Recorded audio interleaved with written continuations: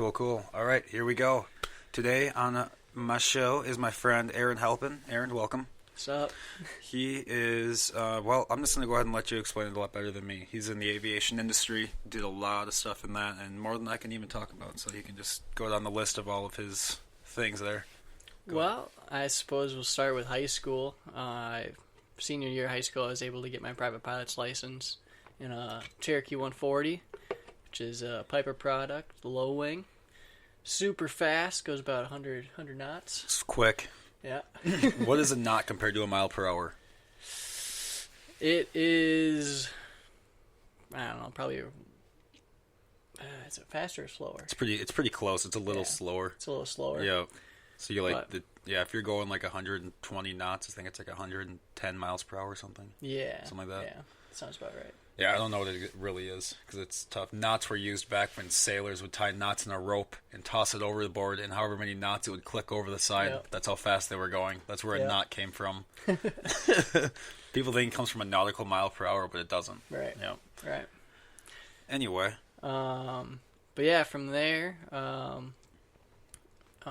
we moved into, I guess I don't know what I did first, but I got a high performance rating in a Cherokee 300, Cherokee 6. What does that mean, the 300?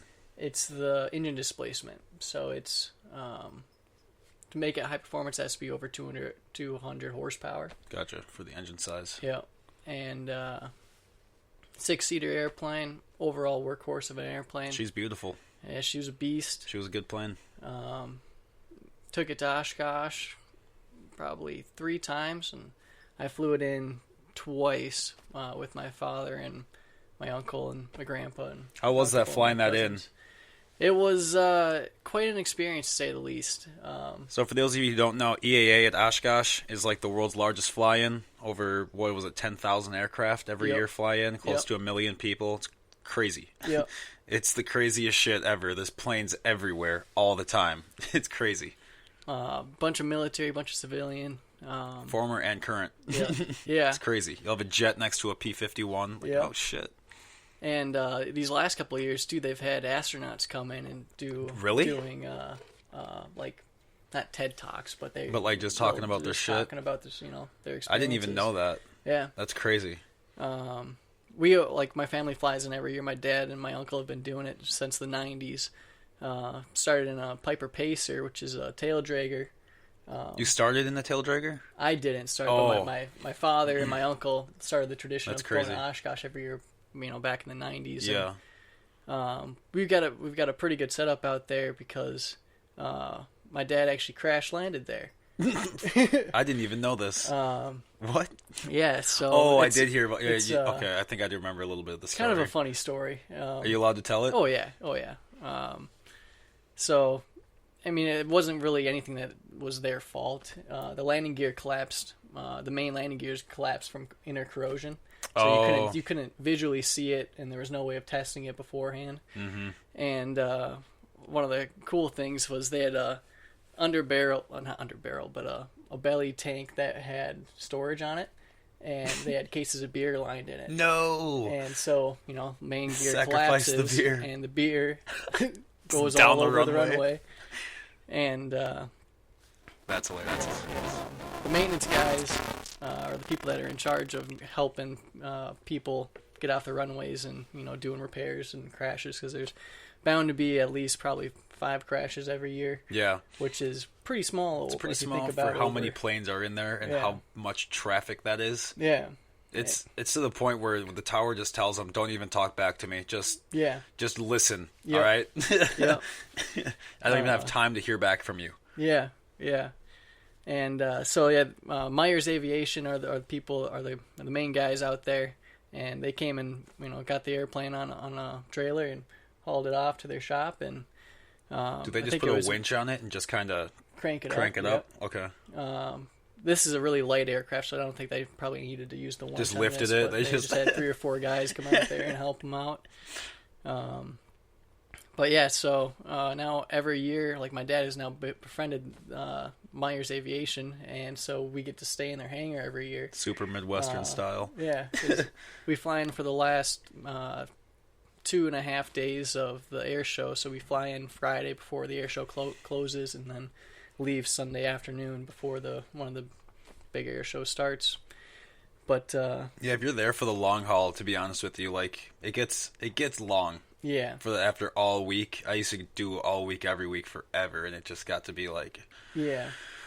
All right, we've seen this one 4 times. What now? Like, yeah. I've actually never camped on the opposite side because I've always like their shops on the other side, which is right where they park the military jets. Yep. That are doing like their demonstrations. That big ramp over there. They got A-10s, F-22s, F-35s, F-15s, no F-14s sadly, but dude, F-2s, the F-5s. Commemorative Air Force just got an F-14. Really? And they're bringing it back? Yep. They're restoring one right now. Thank God. It's crazy. About shit's time. crazy. Yeah. I am going to be pumped. Why does no one have one yet? Is it because it's still like not allowed because it was military or whatever? It was military, and then we sold them to Iran. And then we were like, why did we sell these to Iran? And so then we stopped building, or we started taking away all the parts or something, all the crucial parts, or we stopped manufacturing. Oh, really? Is that what happened? So there was some drama. Oh my God. I don't know if I'm actually saying the right words, but it's probably pretty. Something like it sounds that like something happened. we would do. Yeah. Oh shit! Hey! No, we didn't want to do that. Actually, Yeah. that was dumb. Who approved this? But yeah, so I think actually that's the only country that's still operating the F-14s is the Iranian Air Force. They're still flying them. Yep. There's some really cool funny. videos out there too of them actually using them for purpose. So are they any good at flying them, or are they kind of like the Saudi Arabian Air Force where they're like shaky wings and shit? Have you ever seen them? Should show you one of these videos. They were like doing a demonstration team, and all of them were like just struggling, just struggling. I guess the most recent video I saw was 2 of them side by side going inverted, doing like a straight up. Oh, that's cool. And just doing a giant loop, and they had desert camo painted paint. on. Oh, that's dope, actually. Like, Do they just machine their own parts now, probably, to make that? I'm sure they figured something out. That's crazy. Going, but yeah, I mean F-14, great airplane. Do you guys still have that MiG? Actually, kind of not. No. Damn. Like 3 days ago. Another plane crash incident. How they got the MiG. Yeah. My family loves aviation, and we've got a lot of airplanes and airplane parts, and pretty much you name it, and we can find it. Yeah, it's a big hangar full of everything. Yep. It was literally cool. full. It was cool. Yeah. Can't see in the cockpit. Oh, just stand on that wing. Just stack that. Yeah, so that MiG-21 that you're talking about, that crash landed 5 or 6 years ago at Flying Cloud Airport in Eden Prairie. And what happened was at MiG-21, just to put it in kind of perspective, is a giant monoplane. Basically, it's just a giant jet engine with wings on it. Yep. Single seat, old Russian fighter jet. Puts out over 15,000 pounds of thrust. It's crazy. Just stupid. You want to accelerate going straight up. Yeah, goes. Yeah, that's anything over Mach 1, and this goes, I think, just shy of Mach 2. So it's just like... yeah, a little wild. But yeah, so it's coming into landing for the air show, the Air Expo. And so it has a drag chute that gets deployed on landings to, make that minimum landing distance a little bit smaller. And guy lands, looks great, pulls the drag chute rips, goes flying right off. So now he's just rolling, still rolling, and on the brakes, obviously. I don't think the foot brakes are going to stop that son of a bitch. Right. And so yeah, it slides off the end of the runway, and then goes up onto through a fence, up a ditch, and onto Flying Cloud Drive, which is a 4-lane kind of highway road. Yeah, goes with the run, around the airport, and one of the landing gear collapsed, and how the airplane's designed, all the air goes in through the front to power the turbine, And so that obviously goes right into the ground, and shit. pea gravel Sucked all that shit up. sucked it all right up and through the back of the engine. Yeah, it's fucked. So, my dad was actually the first one out there to, greet him on his landing. And hey, man. how you go? How's it going? But my dad actually knows the pilot. He was an old flight instructor for him back in the day, and worked with him at Northwest. Oh, damn. And so, just, surreal. But, what's up, man? Shit. This is a good. Hey, good to see you, man. How you doing? Yeah. Obviously, not so well. Yep. And so, he was like, I think the first thing he said, he was like, I just need a minute. Like, I'm fine. It's just like, Yeah, you just crashed your jet. Jet. It's just a sad day. It's not just a plane. It's your jet. Yeah. And a historical artifact. It's your beautiful jet.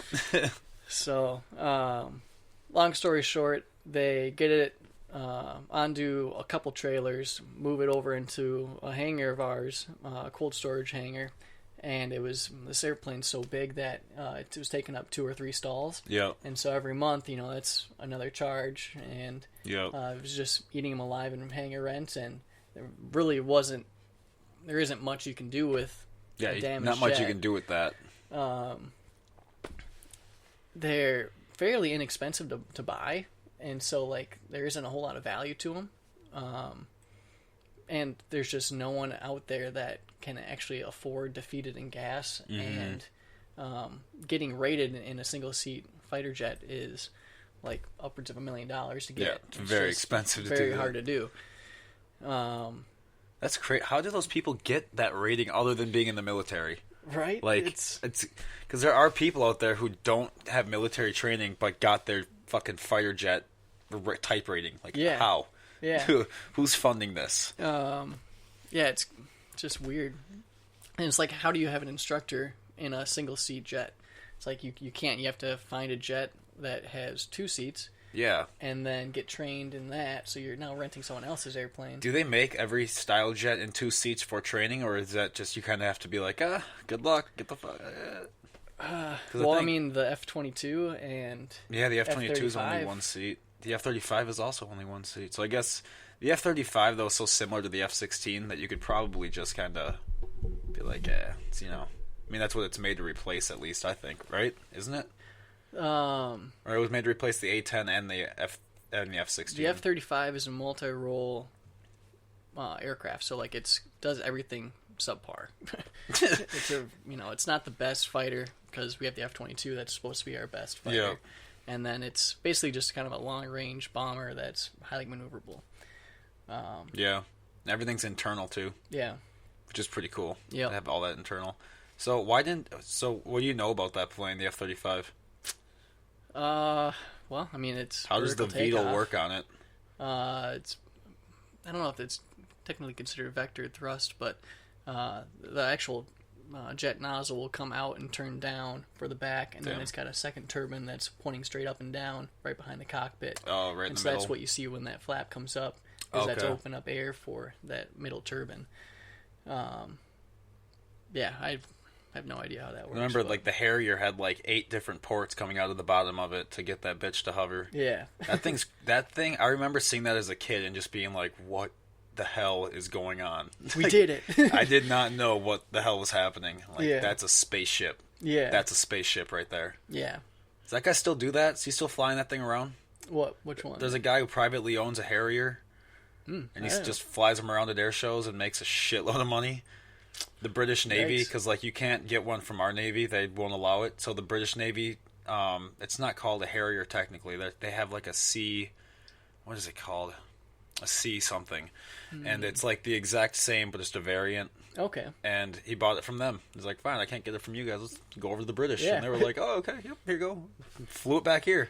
Hell hey, yeah. I bought a jet. I need to register my jet. Yeah. What? How did you get this? Because they didn't even demilitarize it when they sold it to him. Sweet. They just gave it to him. All the missiles are taken off, but there you go. Yeah. All right. That's kind of how we got the MiG-21 too. Is my dad traded a bottle of scotch for it. Oh damn! Yeah. That's awesome. Yeah, and then sad thing about that is like it was so damaged that we couldn't actually repair it. So just part it out. We had to part it out, and that's also a really tiny market because no one like who's got to make 21 these days. Maybe 5 in the States. Yep. And yeah, my dad's like, it's actually cheaper for us to go buy one from Russia and then fly it back here than to fix this. And I'm just like, there's got to be some way. Let's do it. So we're going to Russia? Yeah. Okay, yeah, let's go to Russia. But yeah, so we actually removed the engine, which was just a really hard task. Was it repairable, the engine? We didn't open up the cases on it because Okay. there's actually a museum right on Flying Cloud property. And they got it? And so we donated it to the museum. And so, That's pretty cool, actually. Yeah. You go see it ever? Yeah, I've seen it a couple times in there. That's cool. That'd be cool to walk into a museum and be like, right? I know where that came from. Little plaque that says donated by the Halpin. So you're just like, yeah. It's like wear a name tag with your like... Yeah, I'm kind of a big deal. I don't know. Hey, guys, did you guys need a tour? We can ignore all those things. Over here, there's a jet engine from a MiG-21. Yeah. That'd be cool. It's a Tremesky R11-300, That's super cool. How do those work pretty similar? Is a turbine just a turbine compared, like a Russian turbine made the same with the compressors up front and everything? Yeah. Well, I mean, yeah, there's 4 kinds of turbine engines. Turbofan, which you'll see on airliners. Turbojet, like the... Yep. Like 747 or some shit. Well, no, the turbojets are like the jet engines, like they can do afterburners. Oh. So like just military dumping jets. fuel into the exhaust. Yeah. Wow, this is kind of sad. It's been a while. Yeah. We're just going to do a quick Google How come search. every time I see your phone, it's just cracked everywhere? No matter what. It's got a crack in your screen no matter what you do with it. How old is that phone? This is an S8. Is that the same one from before? Yep. Did you get the screen fixed, or is it still broken from before? Oh, I've got the screen fixed.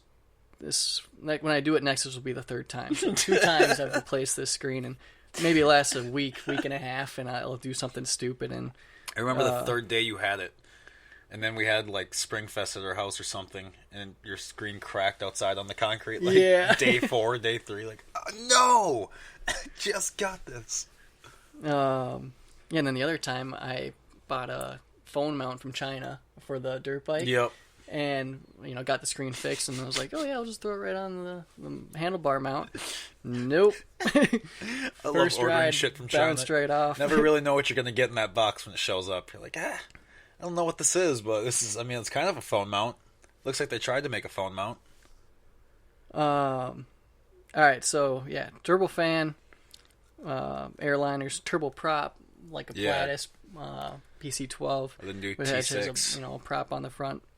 And then turbo shaft, which you see on helicopters. So I never did think of it that way on a helicopter. Yep.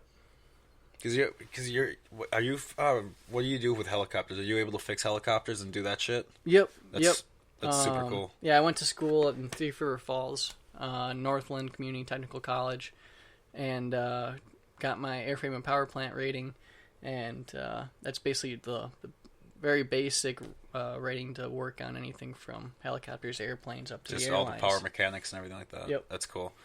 How long was that? How long did that training take? That was a 2-year program, 2 semesters a year, and then over the summers we had off, and I actually did a large UAS maintenance program. Nice. Yeah, that's right. That's cool. Over each summer, and so now I'm certified A&P, and I'm a large UAS maintenance technician. So that job field's pretty wide open right now. Yeah. Like, paying well and wide open. It's a good option for people. And like most, there's really not that many civilians that are can have that experience. No, and especially like if you're trying to afford your pilot's license, learn how to fix the shit first. Like when you were a kid and you learned how to work on a car, it was easier to drive the car when you could. Yeah. You knew how it worked now. Oh yeah. Or something broke, you're like, fuck, I know how to fix that. But, And I wasn't even a car guy or a truck guy growing up. There's people that can list off in names of engines in each year and model. Yeah, but you took apart your dirt bike engine and put it back together 70 times by memory. That was in college. Yeah. Like in high school, usually, you always know people that are they know their stuff about that. And that was kind of a big concern when I was deciding if I wanted to do the A&P program, because I was at University of North Dakota at the time. Yep. Doing the commercial aviation program, and I knew that I really wanted to get the A&P sometime in my life, because my father's A&P, IA, a bunch of other acronyms. It's just good to have it too. Yeah, it's good to know how all that works. Yeah, and like we've got a couple project airplanes that we're working on, and that's so cool. Makes it so much easier having two mechanics in the house that can actually help out and sign stuff off. It helps to bounce ideas off each other too. Yep. And if you want to make everyone in the room angry, you can talk about shit that no one else knows about. Yeah, that's one thing about aviation too, is you get a couple of people that know airplane stocking, and they won't stop talking. No, they'll make themselves known too, because they'll just start openly, low-key competing with each other about what they can do in the aviation field. Like, so when I got my commercial and someone else, when I went through the ATP school, and they just keep dropping low-key, like, higher. Yeah. That's funny. And I'm actually fairly low on that totem pole, too, because I only have a private pilot's license. Yeah, but you have endorsements and stuff, too. Yeah, but overall, like, the basic steps are private pilot, IFR, commercial, ATP. That's like each big step is there, and then in those steps you can get endorsements for tailwheel, like I have. Yeah. High performance, complex. Do you have your IFR? I don't. UND is oh, that's right. I remember. Yeah, UND. So like UND works where you go with your private pilot first, and then there's 3 or 4 classes that you have to take in a row, and if you don't finish all 4, then even if you take 3 of them and then don't finish the 4th one, all 3 of those other classes are for nothing. Yep. They'll just, all right, well, that sucks. Thanks for your money. Bye. Yep. That's literally how it is. It's terrible. It's not. Well, and it's stupid, too, because like you pass the test to get the IFR rating at UND, and if you don't finish that commercial rating through UND, then you don't get your IFR. Yep. Which is makes no sense. Odd. Makes no sense. It's just a money grab. Yeah. Is what it is. It's a way to guarantee that you'll be there for a long time. Yeah. That's what it is. Oh, it's because we had to write it all. Just okay, stop. Embry doesn't do that. Yeah. Every other school doesn't do that. Why do you do that? Their response is, since we're a 141 school, that you don't get all the time you need to get that IFR. And it's you could have only used that back when 141 was such a rare thing. There's so many 141 schools you can go to now. Yeah. It's not like UND's special for being 141. Right. Literally not special at all. Right. 0% special for 141. Yeah, and it's... You can do extensions now. Like, FBOs will have, like, extensions from, like, UVU and stuff of a 141 program, of, like, a hometown airport. Yeah. So, like, you don't have to do Part 61 anymore if you're at a hometown airport. You can do a 141 program. So, like, I don't know why UND thinks it's a special... Yeah, I think they might get a lower ATP rating for, like, say, the 1,000 hours 61. Conditional. Yeah. Yeah, it's 1,500, I think. 1,500. Yeah. And UND says that they can advertise it at 1,000. Yep. But oddly enough, so like I live right next to Flying Cloud Airport. My dad works at Flying Cloud Airport, and we used to lease back aircraft to a flight school, and that flight school has now changed and bought our aircraft, and then now are paired up with Liberty University, which is the online university that I'm actually finishing up my 4-year with. Nice. And I heard about that through Norby, because he was doing master classes down there. Oh, really? In Virginia, and they're a full Christian, I think I've heard of Liberty. University. I think they've been at EA a couple times, right? Probably, I think so, with their airplane. They have a 172 as well. Oh, yeah? I think I've seen that. I've definitely seen them now that I think about it. It's like that purpley color, purple, red, magenta, right? Yep. Yeah, I've definitely seen them. But yeah, now that flight school is now a Liberty University flight school, and so now they're 141 and advertised for 1,000 hours for the ATP, and it's like, wow. That's pretty sweet. Yeah. And then they have the 140 that... Okay, so you can go to Liberty Online and get the 1,000 hours, and UND's like, we're special still. Yep. No, you're not. Stop. It's cold. Yeah. It's really, really cold, so stop thinking you're special. Yeah. But yeah, they're right now, they have 2 140s, the one that I got my license in. And then, Still? Yep. It's dope. And then an identical 140 that was actually operated out of Thief River Falls, where I did my A&P school. Yep. We saw it, not drive by, but taxi by. Yep. And literally the same paint job, same exact airplane. Hey, I know that plane. Like you look at it, you take a second take, you're like, whoa. Dude, there was an airplane that a friend and I, when we used to fly back in high school, he was a private pilot in high school. I wasn't yet. And he, every time you push in the throttle, there was this little door that would open, and the clipboard would fly out of it. And I forgot about it because the latch didn't work on it, because this thing was just the whole dash would shift at you when you pushed in the throttle. Such a piece of shit. Were you sitting right seat? What's that? Were you sitting right seat? Yep. Yeah, I know. You know what I'm talking about? You're talking about. So, yeah, he shoved in the throttle, and the thing just rips out. I'm wearing basketball shorts like that. I just get clipped in the dick by this clipboard. I'm like, oh my god. This is not a good time to have that happen. Yeah. Yeah, I don't know how smart that was to have a 17-year-old and a 16-year-old in a plane together for 15 hours that day. Yikes. Yeah, not. Where were you going? We went up, we did like the most expensive hamburger run you could possibly do. Like, yeah. One of my friends needed to build ours, and so we were going to do a cross country. So he was just going up and landed, and we got a burger, but then we were dodging storms all the way back because... Yep. we checked the weather the night before, and it looked good, and we were kids, so we were stupid, honestly, just to come down with it. And yeah, it was an interesting run. Oh yeah. It was an interesting day. I've definitely made that run before to get the $100 cheeseburger. Yep. Oh, it was like a $700 day. Yep. Do a good lunch. Yep. Yeah, me and Norby took a flight up to Longville, Minnesota, which is like kind of smack dab in the middle. And I didn't realize it at the time, but it was Norby's first ever flight. Oh, really? Yeah, and I met him at school, and I figured obviously this kid's flown before. That's right. Yeah, because he never flew before deciding that. Right. If you guys want to hear about him, he's episode 5. Go look at him. Yeah. Yeah. Really good episode. He's a good guy. Yeah. But yeah, I didn't do. I did it the bare minimum for safety, thinking that Yeah, he's cool. He's cool. Everything's chill. But I've flown other people that have had no experience, and then you're literally going through everything to make sure they're comfortable. And because some people just freak out, and you just you gotta kind of be watching to make sure they're not messing with stuff or definitely not having a panic attack next to you. So people do that. Yeah, but no, he was cool, calm, and collect the whole time, and we're just having a jolly old time flying. But no idea. Yeah. oh man, thanks for the first flight. That was what? Yeah. What now?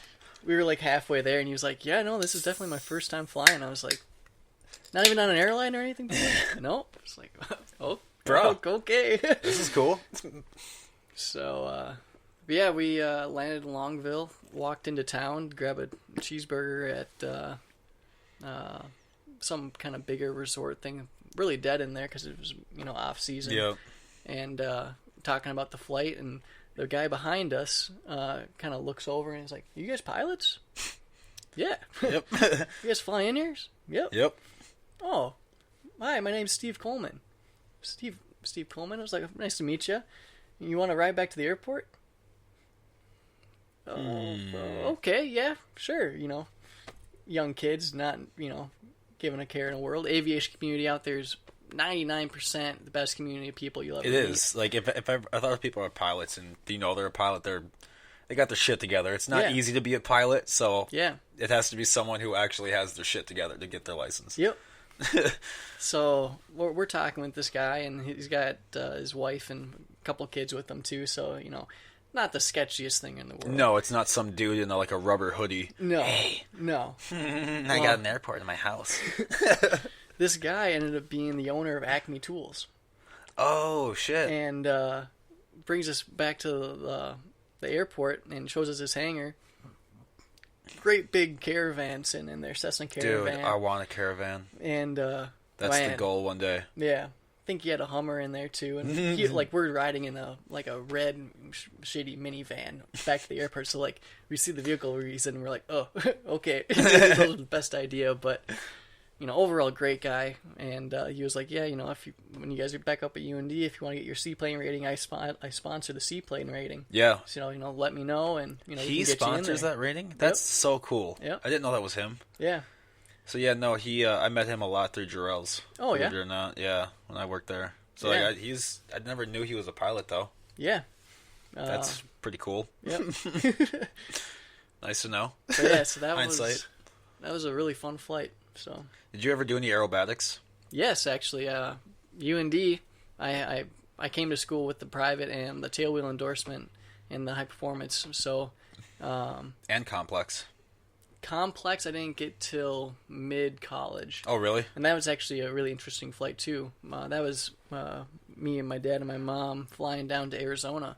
My grandparents have a small place down in Arizona and a place in northern Minnesota. Yeah. And so every year we try to get down and visit them. And get warm. Yeah. Get out of here. Yeah. You have to at this point. You literally need to migrate. Yep. It's too cold. You can't do it forever. You can't. Yeah. But yeah, so I did the aerobatic program at UND, and they operate 2 super decathlons. I think they got a third one. Yeah? Yep. And they got a red, a yellow, and a green one now. Okay. Yep. Yeah. Yeah. Overall, best experience of my life. I, for some reason, never brought a GoPro with or anything like that, and there's always people doing that, and I'm just like... What was it like being upside down? I've never done aerobatics. Oh, it's, flying in itself is just the coolest sensation, and I think flying in a helicopter is even a better sensation than helicopters being in an airplane. Cool. But helicopters are very cool. When you can take that axis and flip it upside down, and it's just, the world opens up, and it's just a different thing. Mm-hmm. But yeah, so I was able to do hammerheads, loop-de-loops. Not the technical terms, but we couldn't do snap rolls or what's the other? There was a couple procedures that they didn't allow at UND, but just because they were too dangerous. Yeah, and too much stress on the airframe. Oh, if you had all these students doing that, and obviously they're probably one of the cooler aerobatics that you can do, but it's just not a good business standpoint to be putting. Did you put yourself in a spin when you were in that? Oh yeah, all the time. What was that like compared to getting so you were in the utility? Did you do the utility Cessna for a spin train at all? Nope. No. Not a once. God, I've never done the decathlon, but I did have to do one with the Cessna. Yeah. And that was a bitch. Not fun. I didn't like it at all. Yeah. But everyone says with the decathlon, it's like, dude, it's so easy to get out of a spin in a decathlon. Oh, yeah. Even just stalls in general, their airplanes are designed to not stall. Mm-hmm. And so, you put it into a stall at maybe 200 feet, it's recovered on its own. With the spin, it's a little bit different, and it can take a lot longer to recover. But, it's... I don't know, it scares some people, but overall, it didn't seem like much to me. Yeah, some people are just made for that, though. Yeah, and my dad being the pilot that he is, he's always pretty much shown me everything in every kind of stage of flight, too. So I like to think that I have a little bit more experience in unusual attitudes and definitely. Stuff like that. On top of being able to fly a bunch of different styles of airplanes. Yeah, low wing, high wing, everything. Yeah. No, it's cool to have all that different back. Did you have any time in a helicopter right now? I've not. I don't have any log time. But I've been in a couple of Schweitzers, a Eurocopter, which is a super cool. Don't they sit on the other side? Don't they sit on the left? That's more for Schweitzers and just general kind of helicopters. Okay. The main pilot will sit on the right hand side instead of the left hand side. I never understood that. Just a different design way, because I always thought that would be like an FAA thing. No, you have to do this. But yeah. I guess not. I don't really know why the reason for that is. Are they the ones that do the police helicopters? The Schweitzers? Yeah. No, the police helicopters are usually Jet Rangers. I'm so out of touch with helicopters. Yeah, it's a whole other world. It's like all over again. You got to relearn everything. Yeah. But yeah, no, the Eurocopter, my dad's actually the head mechanic on it. And the guy is some CEO of some company he was like never in the States. Or not in the States, but he's never where the helicopter is. Oh. And so like my dad gets paid literally to exercise this helicopter once or twice a month. That would be so cool. So, just get paid to fly a just, Eurocopter. Keep this thing flying, make sure it doesn't, sees exactly what it needs to see. Keep it going. And the worst thing for airplanes and helicopters is literally just being on the ground. Let them sit. Yeah. They don't want to sit. Yeah. How many airports like have just that in the back of the lot, just some deteriorating old Cherokee just rotting away? A lot. It's like, why? Yeah. I don't get it. Why is that happening? First of all, why is the FBO not like, hey, you need to come move this? This is what's going on with this here. Yeah. Like, it'd be like if you rented out a parking lot to someone and they just let a car rot there for a couple of years, you'd be like, dude, get this out of here, man. Right? All right? Get this out of here. We actually just acquired Beechcraft Duke from that same Duke? reason. My dad and Dukes are his brick colleague shithouses, man. are specialized Duke mechanics. And Beechcraft Duke, to many mechanics, is just a really hard airplane to work on. The platform itself was originally designed to be the first Beechcraft jet airplane. And then at the last minute, they were like, no, we'll just put some really big prop engines on it and call it good. How many horse on that one? That's a big boy. I want to say like 400 a side. Damn. Some torque. Yeah. Do they counter rotate? Gas guzzling. No, they're both turning the same way. Standard, okay. But yeah, so like just taking it off is like 50 gallons a side, so it's just like taking off an SR-71, but just dumping gas. Yeah. Whatever. Yeah. Whatever. We'll worry about that later. Yeah. But yeah, so my time at UND, I met a guy called Craig. Well, not called Craig, but that's his name. Name's Craig. His name's Craig. Craig. And he's the airport manager at Alexandria right now. Oh, that's super cool. Yeah, and just from talking and general insights, he knew that my family could repair Dukes, and he was like, "Hey, I've got a Duke on the field that crash landed here like 10 years ago, and it's just been sitting here. You want it?" It's like, yep. I'll make a few phone calls. See if we can't take that off your hands. See what we can do about this. Call my dad up, and he's like, "Yeah, we'll go take a look at it." I mean, a lot of the parts aren't good anymore. Okay. But, there's a lot wrong with it. But, do they still make parts for that? Yeah. Okay, so you can still get them at least. Yeah, but long story short, it was too much to actually get back flying, and so we salvaged it. Went up there, took off the outer wing sections, lugged those home, went back up there, took off the engines, the inner wing sections, and then propped up the fuselage on blocks. Mm-hmm. And then right now we've got the inner wing sections in the garage, and we've been pulling out all the components that we can. Okay. Fuel bladders are still good. Are you guys going back for the rest of it? Yeah, we actually got the fuselage loaded up about a week ago. Oh, that's super. And, this is just typical Halpin. Like, so for those of you who don't know, I lived with Halpin too for a while. Yeah. And some days he would just come home with like a door from a jet or something. It's like, oh, that's so we got cool, the dude. Fuselage loaded up. Oh, that's actually cool. And my dad has a million projects, and man, they're cool projects. But that one's up at the cabin right now, and I think the idea that looks is good, man. Turn that into a deer stand. Can you imagine? Right? All these windows on the side. Yeah. That's funny. All right, C2. Seat C2 is going to be the best place for that. That's so cool. Yeah, so up at the cabin, we've got now that Duke fuselage, and then we've got the tail section of the MiG-21. And the idea with that is we're going to cement it into the ground, and so it looks like it crashed there. Like it crashed there. That's so cool. You'll just see the the tail sticking out of the ground. That's so cool. Yeah, I love that. Your dad's basically like a grown child. Yeah. Be cool with that. Let's make it look like it crashed into the ground. Pour some cement. Like it's awesome. That's who I want to be when I grow up. Just right? A kid. I don't want to grow up. It's stupid. Yeah. Yeah, I remember. What all did you bring home? You brought home a couple components from the cockpit, like radio and transceiver and radar dish looking ass thing, and just all sorts of crazy shit. The A&P school, like, I'm so happy that I was there for this, but our teacher was like, all right, everything in these rooms, like all the classroom had back rooms that were just, piled with displays shit. And, old aviation tech that is, now probably 15, 20 years obsolete, but still, it's a lot of aviation is still around flying. Oh, yeah.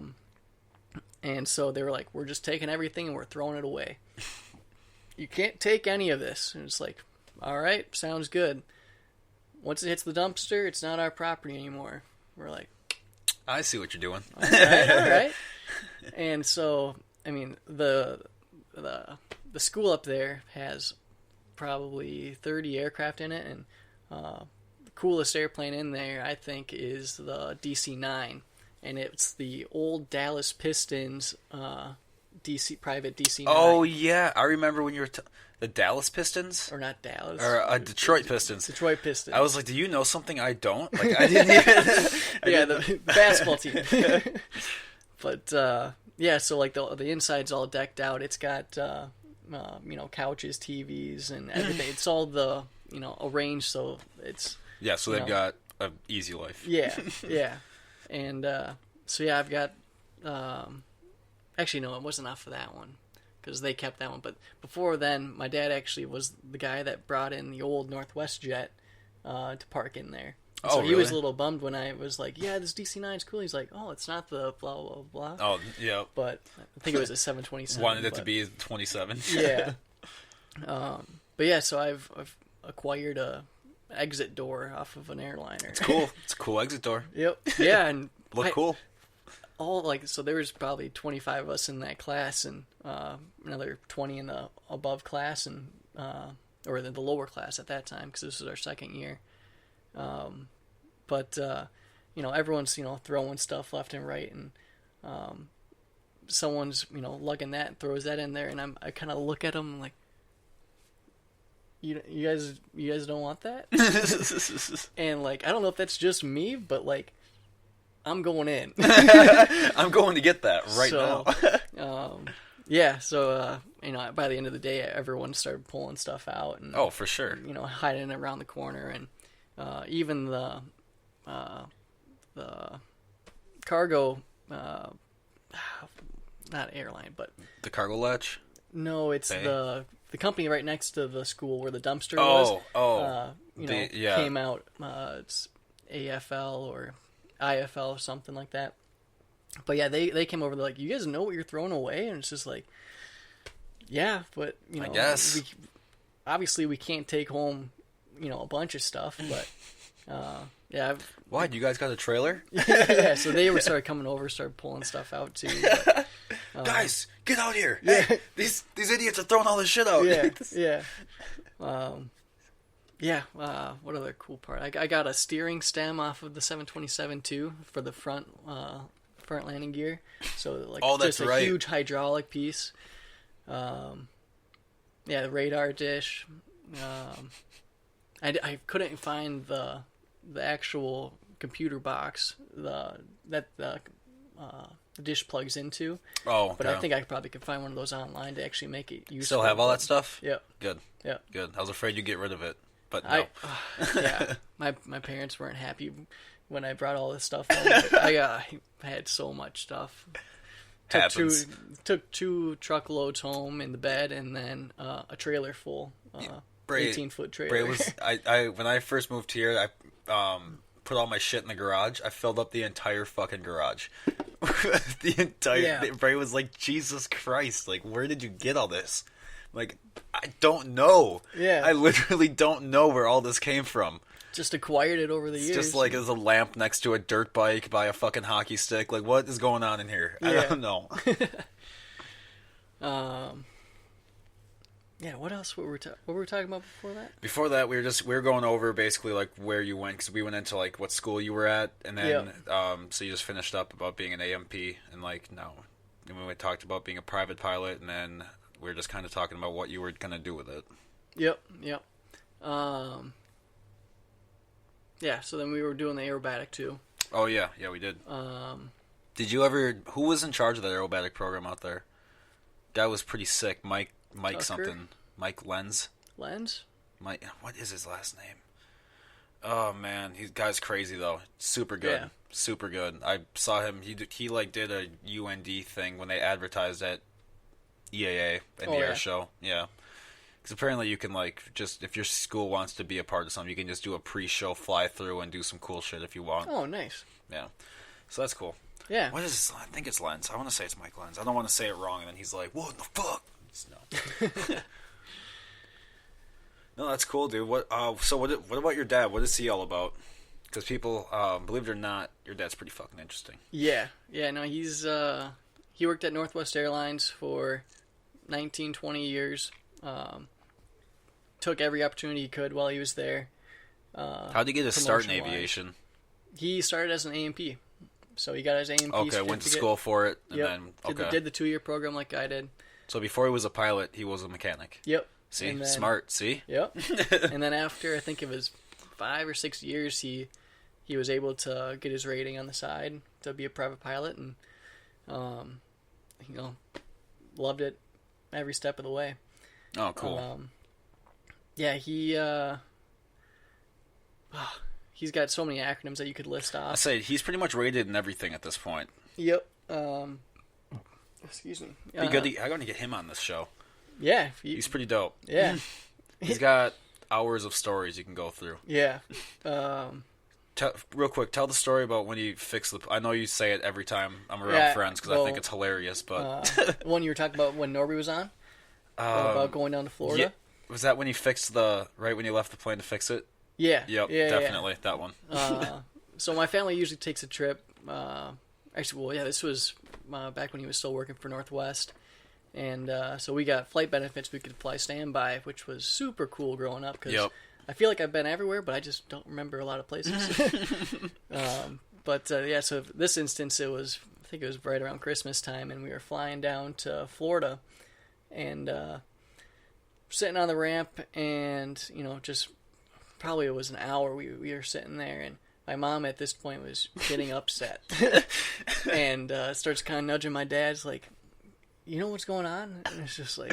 I love that. Like, that is such a girlfriend-wife thing to do. Like, hon, what's going on? Like, do I work? Yeah. Like, I'm in the same plane you are. Yeah. And my dad's kind of thinking, like, well, I mean, it could be this, could be that. It's cold out. It's, I don't know if there's the de-icing or, what there could be a whole bunch of things. 1,000 reasons for this to happen. And my dad used to work third shift, so he could be home with us when we were growing up. Yep. And so he had a lot of friends that were still working on third shift.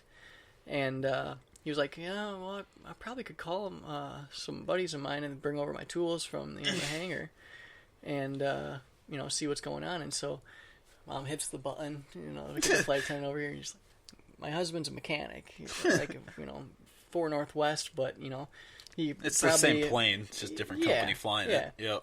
And I'm sure he was an IA by now and had a bunch of other ratings. He was what's an IA? Inspector authorized. So he can. Oh yeah, the guy that can sign off on everything. Yeah. Okay. And so the flight attendant's like, okay, and go talk to the captain and see if we can't figure this out. And so Dad gets up, goes off the airplane, calls his guys over to get his tools over. Comes back probably 20, 30 minutes later, and the captain comes on over the loudspeaker. Ladies and gentlemen, we're getting out of here. It's so funny. I don't know why I find this so funny. Everyone stands up, starts clapping. And we got upgraded to first class. God damn it. That's was so funny. Just one of those things where it's just like, wow. That's pretty cool. And my dad at the time, there's some minor thing that needed to get signed off or needed to get tweaked. Yeah. It's just like they didn't have the guy to come out he's and the do damn it. hero of the plane now. Yeah. He's the hero. Yep. Everyone on the way out's going to be like, that's the guy that fixed the fucking plane, dude. There he is. Like, if he would have done that today, he would have been like a viral Twitter post. Right? Like 100%. Yeah. Everyone's got their cameras on. Like, this guy's literally out the window. Look at him. There he is, right there, getting his tools. Some guy's pulling it over from the fucking shed. What is that guy doing? Like, and then what did Delta send them? Yeah, we got a letter probably a week or so later saying, thank you, but don't ever do that again. So it was legal. We appreciate the effort, but no. Yep. Please don't. Yep. So yeah, it was nice of them to at least be like, "Hey, thank you." An acknowledgement. Yeah, it was cool. That's a Yeah. cool gesture. They weren't just because there's some. I mean, shit. How many people now like fend off a guy robbing their store and they get fired for it? You know. Mm-hmm. So like, it's really easy to lose your job or get in trouble for literally anything, and they chose to not do that, which was cool. Right. Yeah. Yeah. Yeah. So we worked at Northwest until the merger happened, and I don't know if you know more about the merger between Delta. Don't or what really know happened much there, about but it, to be honest with you, other than just the deregulation happened, and then all of them merged together. Yeah. That's kind of what happened. Delta Northwest started firing all of their higher up people to hire new unexperienced people to pay them less. Is kind of what the gist of it I got, and I was still pretty young. They were cutting at the corners time. on a lot of things. Like the pilots were in a union, so they couldn't cut their wage because it was already a signed contract. So everyone else who wasn't in the union got pretty much snipped. Yeah, yeah, And that's not going to work out. yeah. And It's so not going to help your company. Northwest actually, or like the mechanics went on strike. Yep. And I remember going there as a kid too, and we got to throw rocks at the buses. Nice. We got to throw rocks. not like big rocks, but you know, just Don't like let that bus get yeah, like, those are the scabs coming in. It's just like Those it's like okay. are the scabs. Oh, it's But so funny. yeah, no, obviously that was a pretty hard time on my family, but Yeah, now in hindsight, it's funny to laugh at it. yeah, Especially when you're a kid and you don't understand what's going on. To you, you're just throwing rocks at the bus, man. Shit. Yeah. Let's throw rocks. Like, Um, there's nights like when I was a kid, when our family went, everyone's family goes through some shit at some point. But like when my mom would just say like, "Oh, it's just whatever night, eat whatever you want."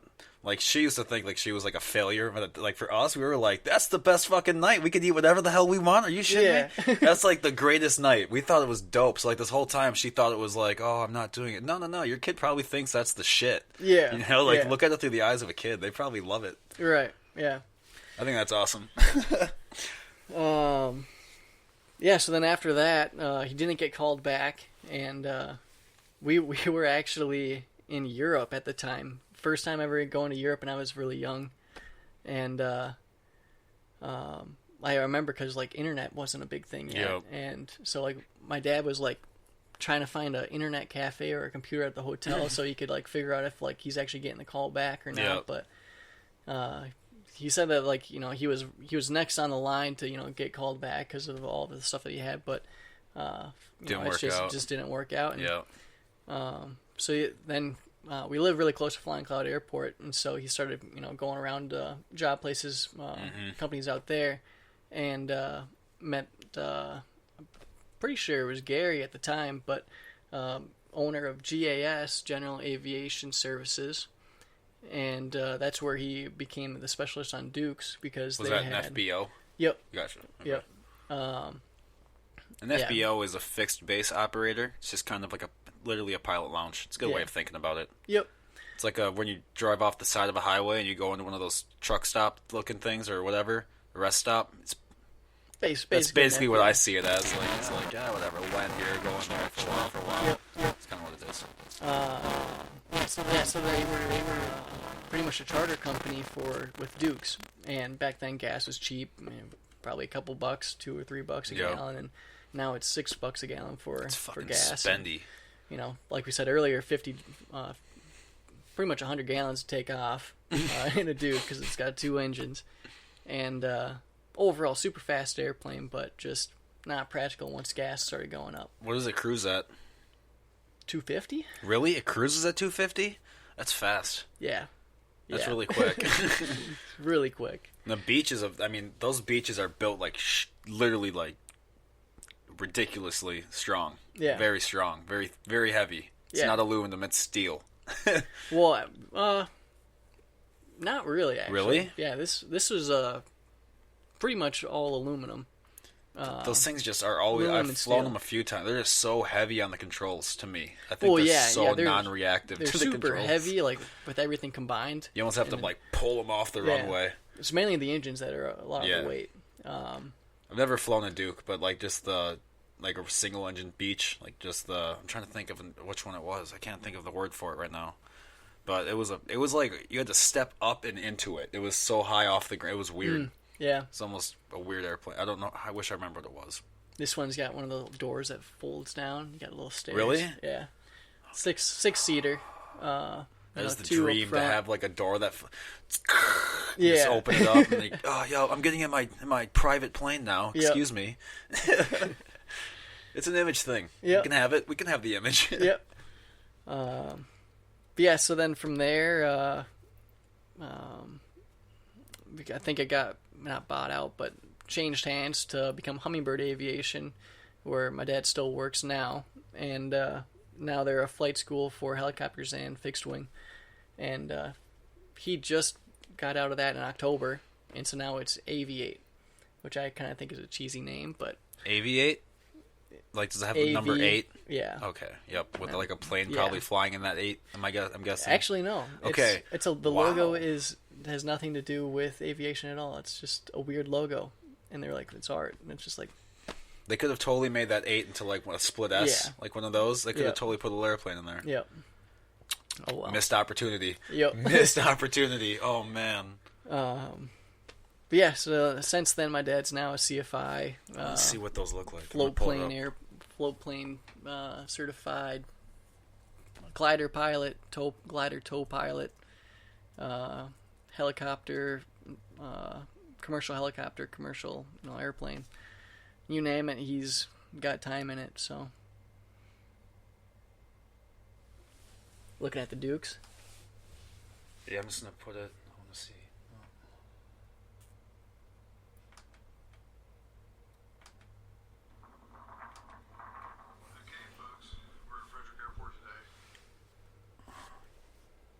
I've never. This is kind of a big boy. Is this what your parents flew into Crookston? Yeah. I remember that now.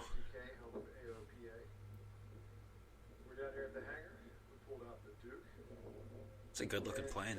Right? I like the tail on that. It's got a kind of like that V into it. That tail. It's not a V tail. It's a standard tail, but it's kind of like. It's super. Magnesium. It's a magnesium tail. Yeah. Why? What's the point? Magnesium is a lot lighter. Oh, really? Okay. Yeah, that's actually one of the main things is that they repair is the magnesium tail because it's more prone to corrosion. This is so cool. I never saw the inside of one. This is so cool. Did your parents have all the digital, or did they have a standard 6-pack? 6-packs. Classic. And then, dude, you know how scary it is when you have someone who only knows how to fly G1000, and then they go into a 6-pack with you, and they don't know what to do. Yeah, they're all over the place. They don't know what to do. It's so scary. I don't like it. Next time you are flying right seat, this is crazy. Dude, I'm a CFI, dude. Have you only flown G1000? Then I don't care. Yeah. You don't know the system. Oh, this is Avidyne, too. Avidyne's kind of a piece of shit, in my opinion. God, UND was a... I've ridden a couple Seminole flights just in the back seat, and I was just looking at them use the Avidyne compared to the G1000 is just like boop boop boop boop done. Yeah. Like just boop boop boop boop boop. It's just I don't know. It's easy. It goes with the flow of things. Yeah. Avidyne, you've got like 17 different screens, and okay, now go to panel G7 and click the A button. Like why? Why? Well, and of course, UND has Seminoles, and they have some with the Avidyne and some with the Garmin setup, and it's just like, both. Why? Yeah, and then they still do like if you're gonna have all of it, then you might as well like require. I don't know why they have Avidyne. Actually, I still don't. Is it just because it's old and they just don't want to buy new planes still, or like they only have like 15 Seminoles? I should say only 15 Seminoles, but like yeah. I don't know why they decided to do that, but I think it's crazy that they change over aircraft so often. Have you ever flown? Now they're Piper products. Have you ever flown a King Air? Nope, never flown a King Air before. You been in one? Or even a Queen Air? I've worked on a Queen Air before. Really? At the A&P school. What is that like compared to a King Air? A lot smaller? Not a lot smaller. This one's actually probably a little bit better than some King Airs because it was the military version. So it had bigger engines. Okay. And what was the name just of old it? Tech. Like the military name? Because isn't a DC-9 the same as like a C-7 or whatever? Or like I think a DC-9 had a military name with like the same exact. It's the same exact plane with a different name. Yeah. Let's see here. Oh, is that a altimeter on your cockpit? Oh, it's a clock, or on his yoke there. Yep. That's cool. IFR flights. Oh, that's smart.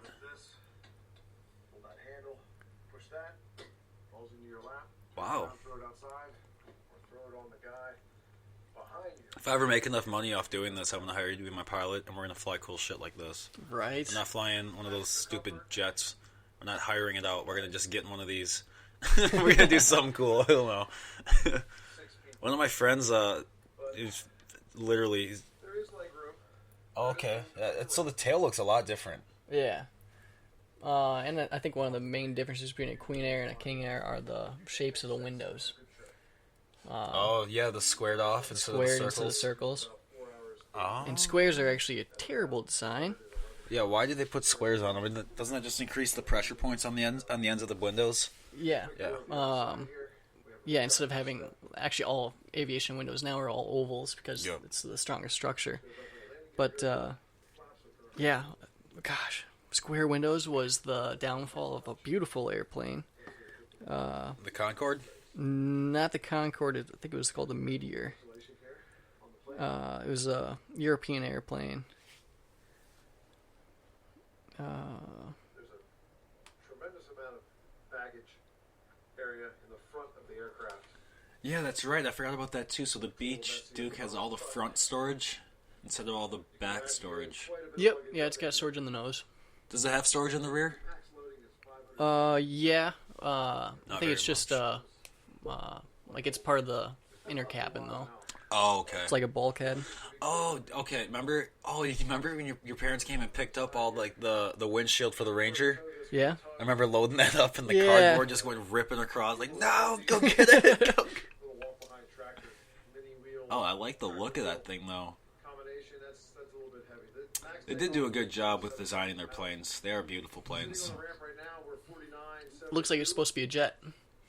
It does look like it's supposed to be a jet. I never noticed that until you pointed it out right now, to be honest with you. Huh. They did a good job with this. I like the cowlings on it. Man. You got good Wi-Fi here? Oh, yeah. Because my phone, it does not want to load. I would tell you the Wi-Fi code over, but right now we're recording, so I don't want to do that. Yeah. So I'm just going to... It's really easy. It's that... Oh, no.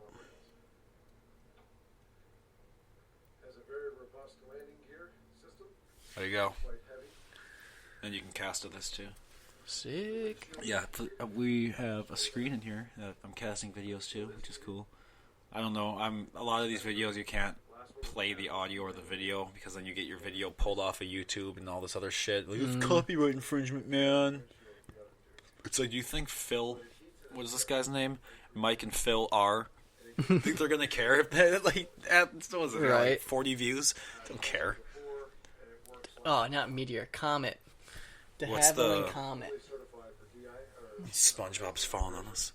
What was it? De Havilland Comet. Thanks for watching. Just wanted to give you a... Oh, that's definitely not it. Enjoy the plane a lot. Oh, yeah, I definitely spelled that all the way. And 28,000... Yeah, there it is. Actually, I'm sorry. It's 30,000 feet is the max altitude for the plane, but obviously you can't go over 28. What? So we've only been... But yeah, This looks wild. they had square windows, and square windows at high altitude crack, and then depressurize the cabin. No good. That's crazy. Dude, man, I hate all this. Thank you for watching my video. This video is promoted by... It's It's like, I have YouTube Premium to avoid advertisements at home. Right. So it started as a... I don't know. I don't know what it's doing here. Some consider the period just before the jet age to be a golden era for air travel. Oh. But flying aboard a piston-powered propeller aircraft, well... Sorry for everyone, I'm just giving you dead air. We're watching a video. We're too busy watching a video.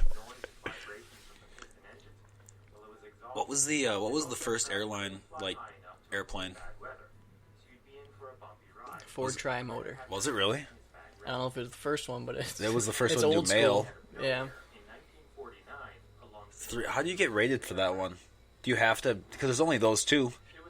Yikes. Yeah. You know? Yeah, there can't be down very at, many people. Air Venture. Yeah. And only one of them's owned by EAA. The other one's owned by some other guy. Yeah, it's like, how would you even get rated in them? I think You'd have to be rated in that specific airplane. I think they're acquiring the other tri-motor because the pilot of the other tri-motor is very, very old right now. He was old when I was a kid. Like, when I was a kid, I was like, damn, that guy's still flying that plane. Yeah. He's still flying that plane. It's crazy. But, I mean, how long has he been doing it? Oh, the first jet airliner. That's kind of cool. I don't know that. Douglas DC-6. Hermes, Constellation. dude, the fucking Hermes. I forgot about the Hermes. Thing was a brick. DC-3, dude. Would love to have one of those. I'm gonna be like the Jay Leno of airplanes one day. I'm just gonna have like a giant private covered lot full of just everything I want. Yeah. Man, I really wish there were more of those around still. B-29s? Yes. There's only two. And there's only two because the other one like got airworthy last year. Yeah. You remember that story I was telling you about? Yeah, I was gonna bring it up, but I don't know if I could We'll talk keep about that it. hush-hush for now. Okay, 'cause yeah. We'll I talk don't about that know off the if I air. can even say anything. That's what I was gonna say. I didn't want to bring it up just Yeah. for that reason. We'll talk about that off the air. Ladies and gentlemen, there's a third. We know where it is. One day, we're gonna get it. we're going to get it. No, I've been very hush about that. I haven't told a soul. This is imagine the first guy who figured this out. It was like, guys, We figured this we out. did it. It was the Germans. Dude, what was it about the Germans during World War II? They were so technologically advanced. What was that? So there was a recent document that came out that the KGB had after the fall of Nazi Germany when they took all their shit and we took all the other shit and just kind of stole shit. Yeah. But the KGB usually got their hands on things first because they were the first ones in. So there's a document saying that they would have people that they would just destroy their brains with LSD, and they claim that they went and talked to like elves and shit, and the elves taught them how to do this stuff, and they would come back with this technology and write it down on paper. I'm like, are you serious? Yeah. If that's real, we need to start finding some volunteers, man. What are we? Yeah. Start building some cool stuff. What are we talking about? Yeah, so apparently they just got super blasted and talked to aliens. That's a weird looking jet. I like how the engines are mounted. That's super probably cool, the man. coolest thing about it. They need to make more of those. As we're talking about the failed jet. Make more, dude. What are you talking Yeah. Another thing that the airlines got rid of that would have been cool to see, or to see more of, is unducted fans. So behind the turbine engine, you have propellers that are just, free spinning. Yep. And Wait, really? that will drive the turbine also, and it makes it like 20 to 30% more efficient. Really? But airlines, passengers didn't like being able to see props spinning outside the windows, and so I think that's one of the reasons why they got rid of it. And it's like efficiency or creature comfort. Well, like there's a lot of things too that goes on where it's like passengers don't like looking. It's like, well, did anyone explain why it's there? Right. Did anyone like just write, hey, like what you just told me? Like if you go and hey, these are out here because we don't need them, but it keeps the ticket fare prices down. It's not dangerous. Everything's fine. Yeah. Okay, that's reasonable. But everyone doesn't know. And everyone, oh, hey! What? Dude, that is so cool. I have never seen this in my life. Right? Oh, because people don't want to see it. Come on, that's super cool. Yeah. That's like way cooler than the standard turbine. Yeah. That I want more of that. And we'll paint flames on it to make it faster. Okay, so we've already got 3 crashes. Pakistan, Italy, and India. All within like what? Oh, geez, here we 4th one in 2 years. After these rapid succession of incidents, the OIC, the airline with the most common service, had no choice but to ground their fleet. The focus shifted to a suspected turbine explosion. Are those 4 engines or just 1 on each side with 2 openings? I'm thinking there's 4 in there. I'd really like the look of that plane. Airlines had no trouble selling seats. Yet, just 3 months later, another comet hit Oofta. Stromboli, 5th Italy. guy. 5th one, South African Airways crashing in Italy. Stromboli, Italy is where the volcano just erupted. Not the one in New Zealand, but there was one that erupted on that island of What? Stromboli. Really? Italy. Yeah. When? Probably a month Recently? and a half ago. Yeah. Yeah. Look it up. My grandparents Dude, actually. the New Zealand one was really bad. Yeah. Everyone's yeah. dead. Yeah, that one is pretty bad. What was it? Stromboli, like the. Yep. Oh, it's like the first one. The entire comet fleet was grounded for years while the Yeah, that one. investigation offered forward. But in the end, none of the grounded planes would ever fly again. Yeah, so my grandparents took a cruise with my mom and dad, my aunt and uncle, and this happened like a week and a half before they went on that cruise. And I was like, "Yo, that cruise is going right by this." Sure as shit, the cruise stopped outside of it and then turned, and so both sides could watch it at night, and you could see stuff coming out and stuff. And it's like, that's God. Look at these guys running away. cool, right? No, I cannot believe what I'm watching right now. Oh, Pretty cool. My God. Like, I was thinking like this Dude, would have to like what? Cancel the cruise ship, but like no, they just went right around it. Oh my God. Okay. Volcanoes, man. Makes me afraid of Yellowstone. Like everything's blowing up. Did you see that? There's a plan right now in NASA to try to, because they're noticing pressure building up under there again. They want to drill a hole in it to alleviate some of the pressure. Good idea, bad idea. We don't know. That's the fucking thing. We have no. It's like, do we drill it and then it's like gets pissed off like a zit when you try to pop it and it like makes it worse? Yeah. Or like what do we do? Yeah. Whoa, I haven't seen this view That's nuts. before. Look at it. There's houses like right on the bottom base of Imagine that. being a person standing there looking at you. There's nothing you do is gonna do it. What can you do? Jump on the airplane, get the hell out of there. Like, there's not much you can actually do to stop this from just fucking you up. Look at that. That's crazy. To me, volcanoes are absolutely crazy to me. Did you ever have? Yeah, you had Flight Simulator X, right? Mm-hmm. You remember doing the helicopter mission to the one in Montana? I never did the missions. What? I know, dude. I was such a bitch. I know. I didn't know how to. Was the problem? First of all, my older brother and my younger brother. My older brother wants to be a pilot, and I'm sure he could, but he's like he's too busy fucking curing diabetes and shit right now. Like he's always doing that type. Like he'll call me and he was talking about, oh yeah, well we had to do some mitochondrial some blah blah blah blah blah inside of the rat's pancreas to decrease. I'm like, what are you talking about? I don't even know what you're talking about. Take a day off. But I'm going to Nashville to put him on the show at some point too, so he Nice. can talk about it because I don't know what he's talking about. Yeah. Oh, you should say this. Say that we got a little further along with the blah blah blah blah. Blah. I don't know how to say that. You're right. I couldn't even try if I wanted to. Yeah. Like write whole me a nother script language. and send it to me, and then sound out the big words for me because I don't Yeah. even know what those are. Yeah, they're really smart. So, but imagine flying over that, like taking pictures from the sky. Right. You ever seen a geyser explode? No. It's like a geyser blowing up is like, oh shit. Yeah. Compared to this, nothing. And this is, people are right fucking there. Like, you're right there. Is that an emergency raft? Yeah, they're getting the hell out No, of it. that's just a regular boat it's or a regular something. boat. But wow. This is in India? No, Or Italy. Italy, I mean, Italy. Damn. It's in India. Oh, man, let's look up that New Zealand one. Yeah, the New Zealand one is really bad. Because there were a lot of people that got caught in it, too.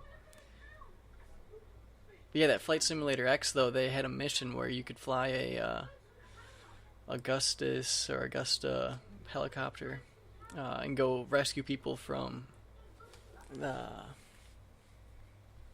not Vesuvius. Is it Vesuvius in Montana or Wyoming? Yeah. That one, yeah. Bray has a sticker. Oh, really? Yep. Otherwise, I wouldn't know. Oh, my God.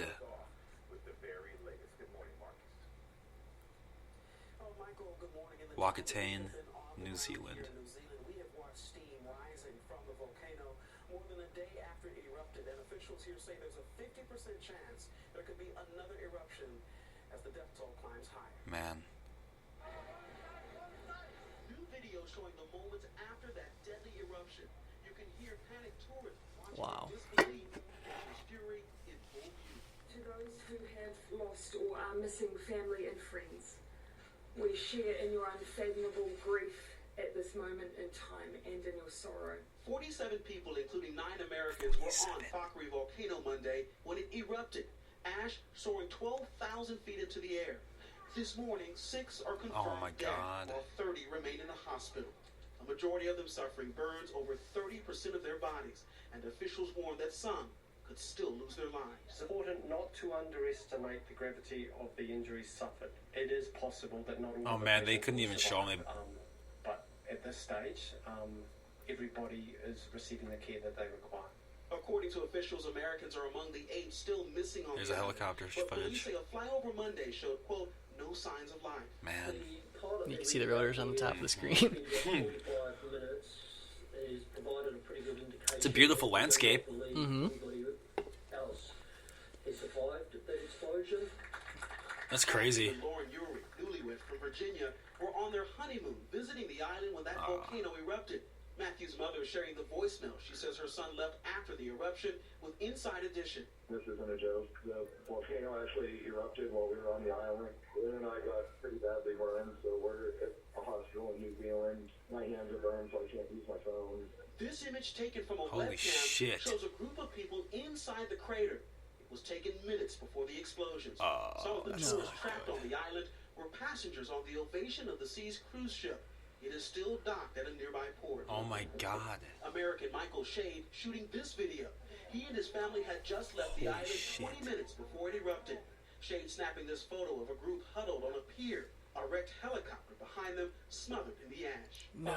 Oh, my God. Johnny Hopkins were in their tour boat when the volcano erupted, and they turned that boat around to begin the rescue. We just started to treat people, the best we could, but everybody was horrifically burned. We had 23 on the boat that we had, and 5 of those are now deceased. Oh, my Lord.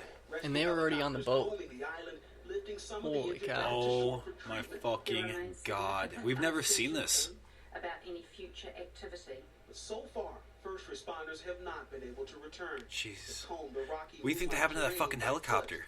The island There was a helicopter on the screen that was just covered in fucking debris. Just looked fucked. They're absolutely heartbroken by what's happened here, and they sent their condolences to the affected families. But Robin, officials still have not been able to go and do a thorough search of that volcano because they say it's just still too unstable. Still. Have we ever had any volcano? Like, what's the worst thing that's happened in America for, like... Do you think Hurricane Katrina might be the worst so far natural disaster? We could probably look this up. Yeah. Kind of a cool and also sad side story here, but when 35W crashed, or not crashed, but collapsed, that bridge in Minneapolis, remember that? Oh, dude, that was when we were kids. Ooh. We were like 12, 13 years old, right?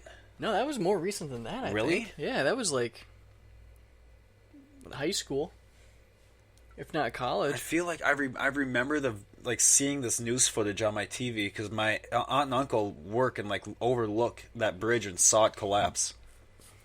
Constructed in 1964. Come on. 2017. 2 years ago? No. 10 years later. Okay, 2007. 2007. Yeah, so we'd have been in middle school. Yep.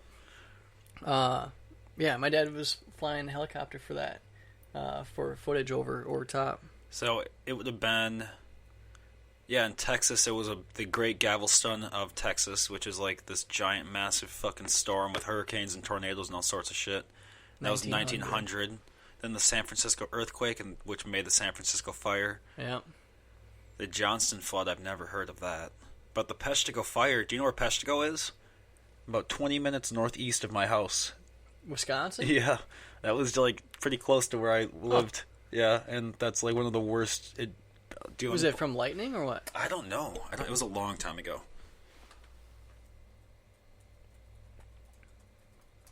It was like 1870 or something. 1871. But yeah, all of this in Wisconsin was fucked. This whole thing. Ooh. It's like the whole northeast side of Wisconsin was just gone. Yikes. Yeah, no, we didn't even learn about this in school growing up. Everyone's like, yeah, we're just going to go ahead and forget about that. Yeah. But like now, this area is considered like Door County area. Like it's just the most beautiful, luscious place ever. Because all of it burned and now all the wildlife is gorgeous. Yeah. So it actually made for a pretty beautiful place now. Oh, man. We should talk about that. What is that? Is the X-30? What is that plane in space? X-47? The NASA plane that's just been kind of chilling in space for like a long time. Like the Star Dancer, or yeah. That actually just came down and landed not too long ago, didn't it? It might have. X-37. Oh, it did just come down. Yeah. What's this about? It looks like a little space shuttle. Hey, then do it. X-37B.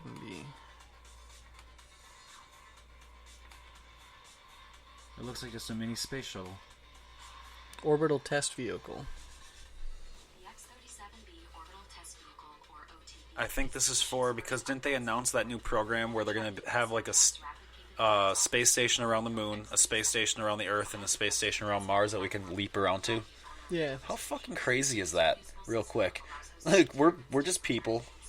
And we're jumping around Mars and the moon and shit. Like, we're just gonna hop over to the moon to check some shit out, and then we're gonna hop on back. Like, in our lifetime, we're doing crazy shit. Yeah. It's a hell of a time to be alive.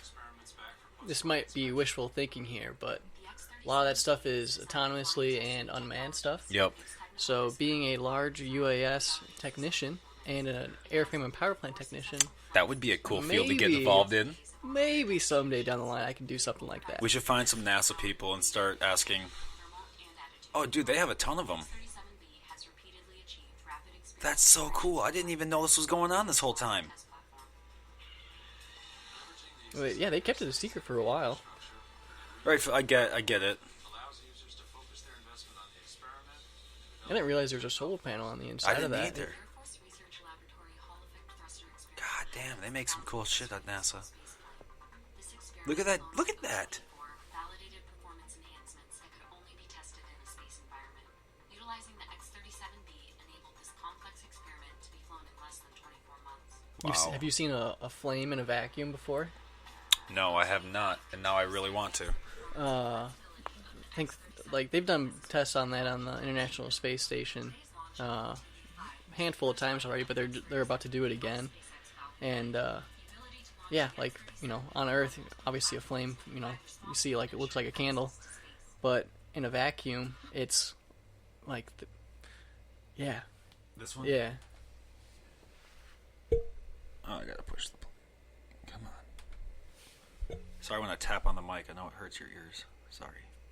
Do you guys think space just makes everything cooler? Or okay, guy. What happens? Just show me the flame. Get off my screen. Great balls of fire. Stop. Literally. Stop. You know, I'm assuming it's gonna like go everywhere, right? Because it's space and it. That's well, yeah, it's I mean, well, you can see the picture on the screen there, but like just a. But you'd still weird. It's so crazy. What is the difference between fire in space and fire on Earth? A lot.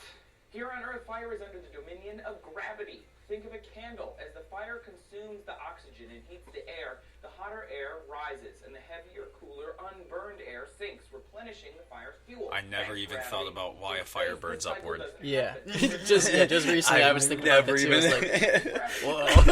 Fire heats the air, which just sits around the flame, causing it to burn slowly, more of a smolder. This also means the flame burns equally in all directions, forming a globe instead of the flickering flame we are used to. Flames in space can burn more slowly, more coolly, and with less oxygen. That's so crazy. Given the right conditions, can expand in any direction as quickly as it can combust the nearby oxygen. The heat doesn't cause any rushing air or shock waves or anything else like that, like we're used to here on Earth. Fire still works, but it's different. The really cool thing, they found in space combustion can happen with no visible flames at all, and the scientists on the space station have no idea what's going on with that. Seriously, the guy who is studying it has studied combustion for 50 years, baffled. No idea what's going on there. They learned all of this from the experiments conducted by NASA on the International Space Station. The Flame Extinguishment Experiment, or FLEX experiments, were designed to explore how fire behaves in microgravity and how then to extinguish fire in microgravity. It's not like you can just blow at them with a fire extinguisher. That would just push more oxygen, fuel, in their direction. That would be not good. If we can master these cooler, slower burning flames, we could create more efficient combustion systems. Wow! So how did they just do that? What was that? They didn't touch it.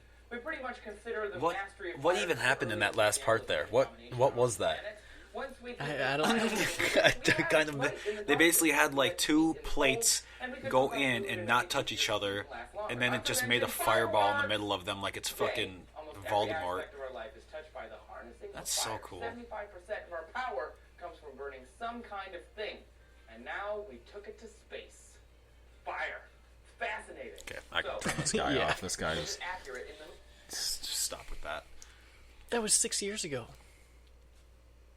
It's now they're redoing that study, like they're that's so developing that study again to do this year. What do you think? What do you think is out there right now that, like, for technology wise, that we've got cooking up that no one knows about? Because, like, I remember when the F-117 came out 20 years after it was actually made, and when it came out 20 years later, people were like, "Nah, it's not real. No, we don't have that technology yet." Well, I mean, that's honestly just there isn't. I mean, it just looks super cool. It's dope. Delta wing. It's so cool, triangular and all sorts of. I think the B2 is by far my favorite shape compared to the. We should F-17. just look at a video of the B2. I love the B2. Yeah. Do you follow Ryan Dote on Instagram? Oh yeah. When he was recording the when people were getting picked for their flight spots. And I saw that video. And like everyone just lost hype. their mind. That looked fucking hype down there. All those dudes are just waiting, and it takes a little too long. Big and ballroom. And then it's just the screen turns on. It's a B2 just tearing with shit an action up, shot, and everyone's just Dote's in the back like throwing. It just looks wild. I want to get him on this podcast too. He's fucking cool. Yeah, he's a KC-135 pilot. Yeah, now. he's fucking dope. Yeah, that kid's cool as fuck. He's just. I remember when we were freshmen, and he would just join the Arnold Air Society, which is like this really tough society to be in. I'm like, why would you want to join that? And he's like, oh, dude, we have to like swim 5 miles. We have to run till we puke. It's fucking awesome, dude. Like, yeah. What? It doesn't sound awesome to me.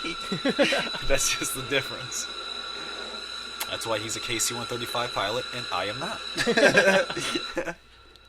Yeah, I just love the suspense in that because like it's a big projector screen and like they had like three different platforms on there, and the B2 wasn't on that option, and like they were like spinning it around, and like one would go away, and then there's two left. So you're like, okay, I could be this or this, and all of a sudden the screen goes black, and all of a sudden B2 close up shot flying right at you. You're like, oh! I'm gonna fly a goddamn B2! Keep in mind there's like maybe 50 of these in flight right now.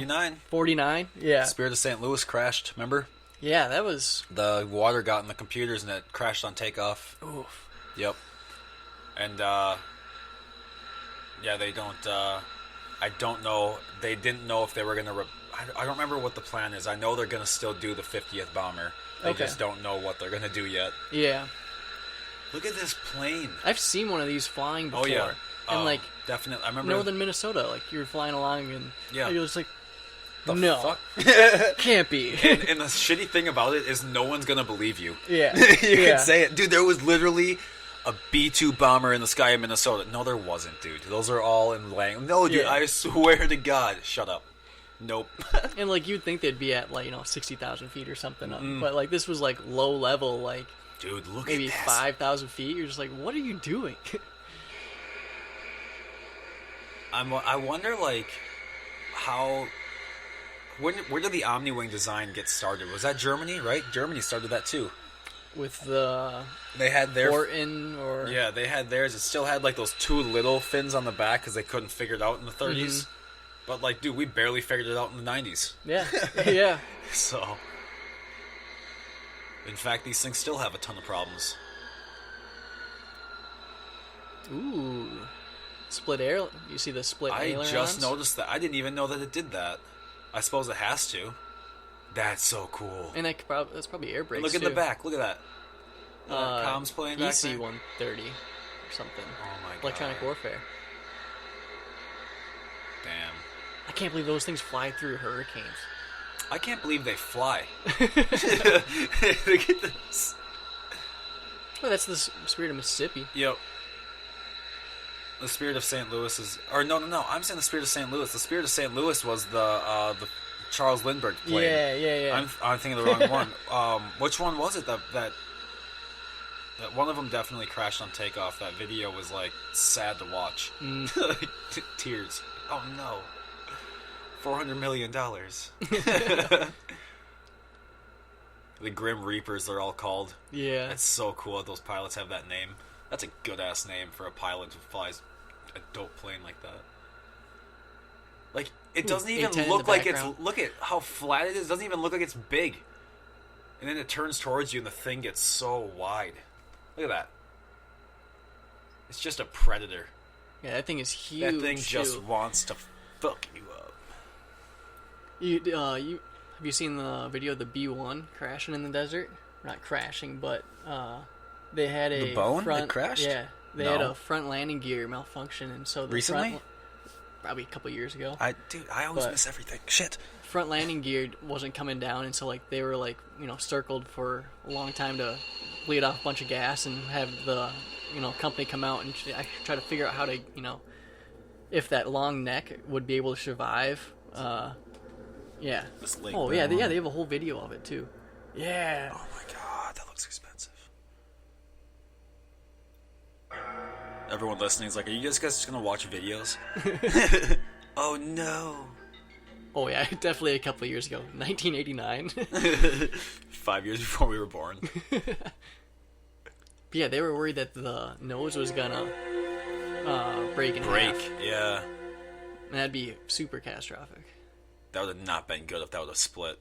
Oh my God.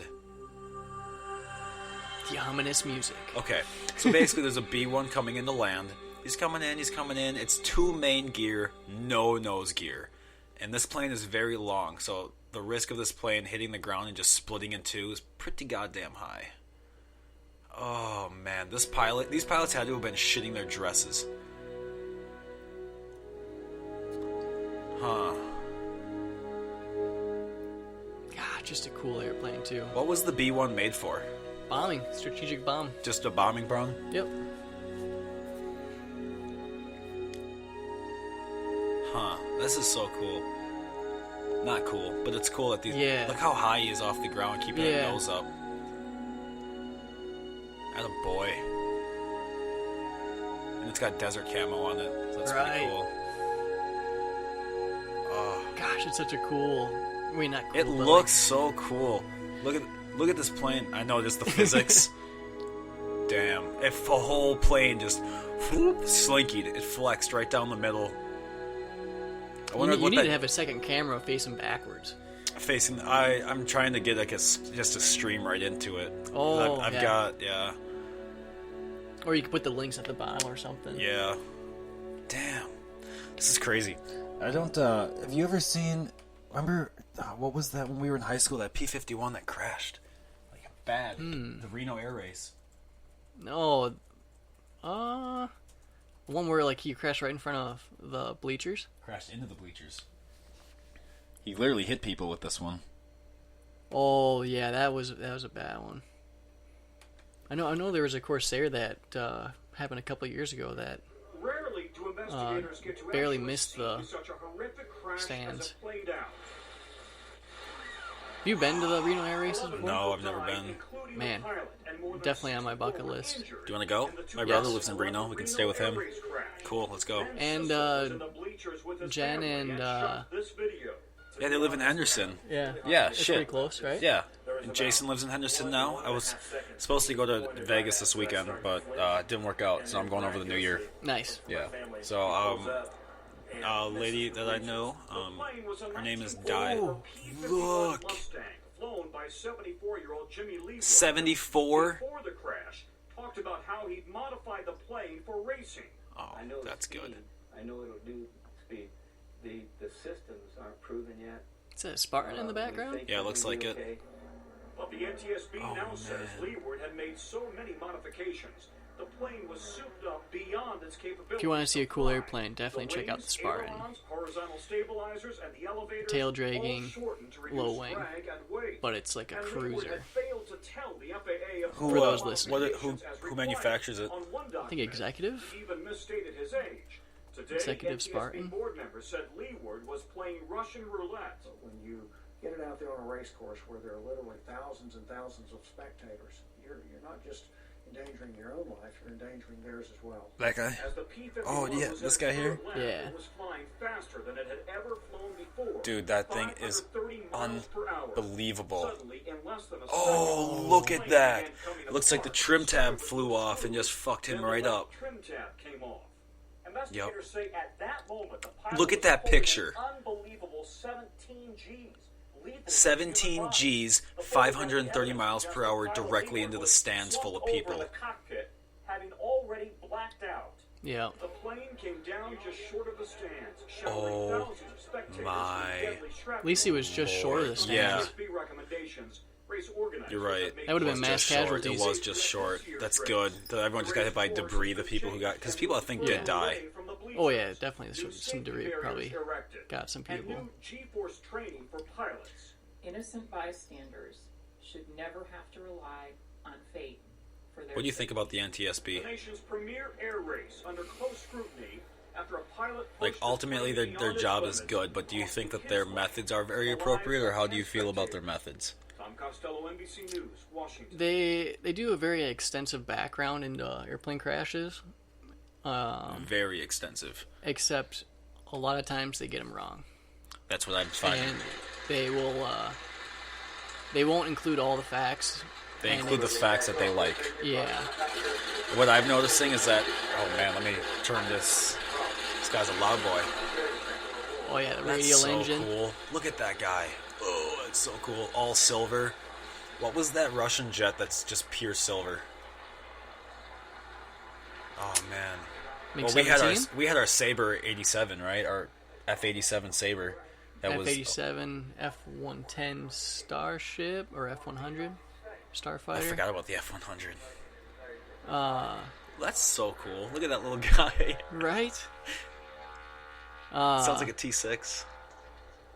The guy that crashed the MiG-21 also has a MiG-29 and a MiG-17. This dude's just super into Russian. Yeah. Man, imagine having that much money. Right? Like, MiG-17s I think are just super sexy too. Oh, definitely. Yeah, dude, you should definitely go work for NASA. That'd be dope. And then I can get like a space flight in 2071 when we go to space recreationally. I got a standby ticket for Jupiter. If you guys, oh yeah, I want to. Yeah, we're in. I want to go to Jupiter. That is the sound. Oh, I love that sound. I used to have my friend Jake Papke, I fly with all the time. Yeah, obviously you fucking I flew know. with him once in New York, which I'm was gonna get him a super on this. cool trip. should get into that too. We should post those pictures. I've never posted those to my comedy people to see.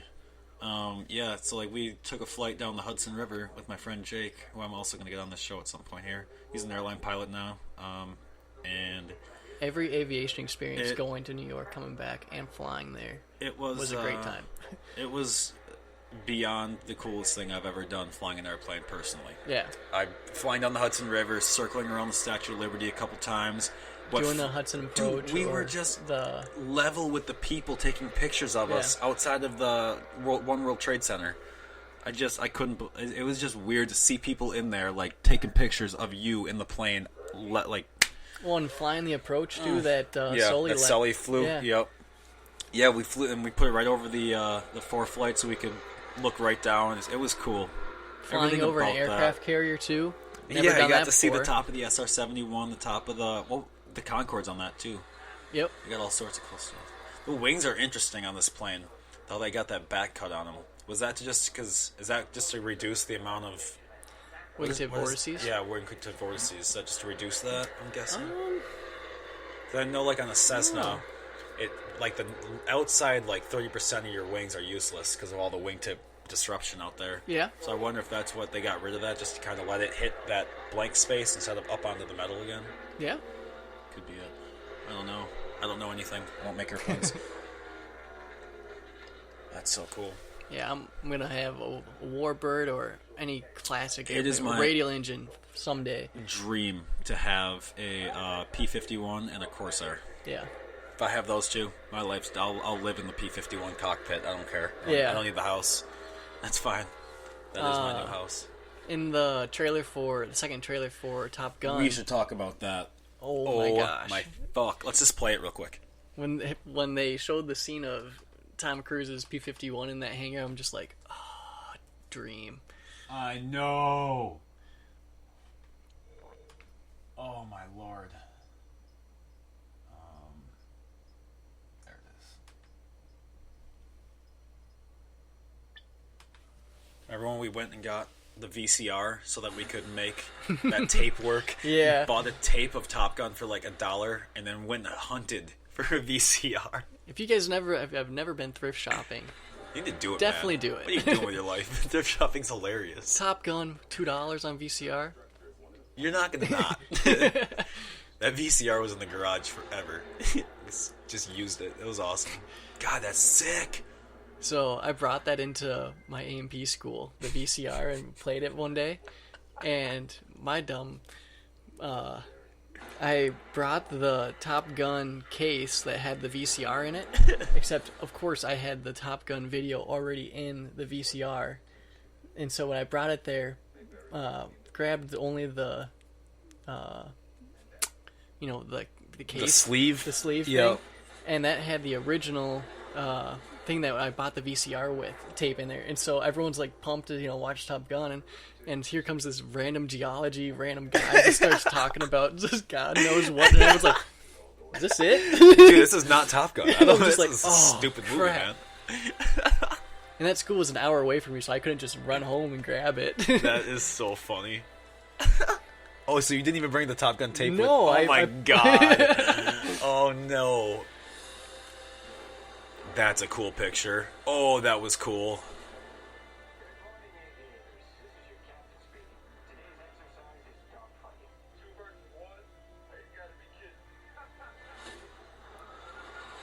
That's a cool shot too. Imagine. Ooh. Oh, there it was. Oh, that's cool. There has to be like a program linking those airplanes together. Or you think that's all flown by stick? To like keep them that close? I have no idea. To do that roll I would like like that? to think that it's all by stick, to think that they have all this power. That was one of the coolest scenes I've ever seen in my life. Coolest part right here.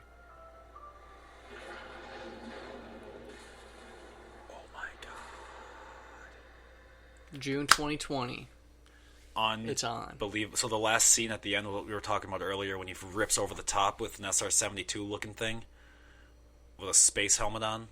Oh my god, Tom Cruise. First of all, is it Tom Cruise that just gets good roles, or is Tom Cruise good in roles so that the role is then good? Like, what is it? You know what I mean? Like, I feel like a movie like Mission Impossible is just a dope movie, but I also feel like because Tom Cruise literally does his own stunts, that's a big part of it. Oh, yeah. Totally. You know what I mean? Like, I want to try really hard not to like Tom Cruise because he's in Scientology. He's kind of a weirdo, and he does like weird things. Like, did you know like his he always stands 2 feet closer to the camera than the other person just so he looks taller? Yeah. It's like, Tom, but you're not tall. I'm sure that's not in everything, but like I know that he's pretty self-conscious about it. Yeah, he's very and his front teeth are crooked, and he's very self-conscious about it. And like his tooth is like over the center. I think he actually got it fixed recently. Like, had his jaw surgically effed up to like. It's like, dude, you're like 53 now. Just roll with it, man? Is the surgery worth it? I guess. I mean, if you have the money that he's doing, you got like $400 million. You don't even know what to do anymore. You're like, yeah, fuck my mouth up. I don't care. Whatever. Yeah. This is whatever. I got like literally millions of dollars and nothing to do. Yeah.